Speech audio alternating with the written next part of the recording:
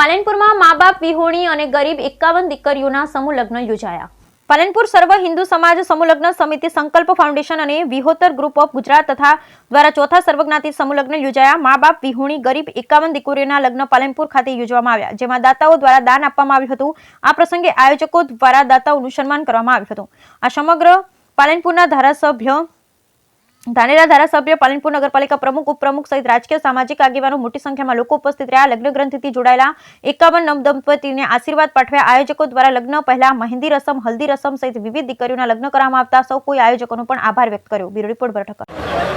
આજે પાલનપુર મુકામે સર્વજ્ઞાતીય સમૂહ લગ્ન અને એ આયોજનની અંદર 51 નવયુગલો પ્રભુતામાં પગલાં માંડ્યા અને એ પ્રસંગે આજે એ કાર્યક્રમની અંદર ઉપસ્થિત રહેવાનો થયો અને સૌ 51 નવયુવકોને અને આખી આયોજક ટીમને હૃદયપૂર્વકની શુભેચ્છાઓ પાઠવી।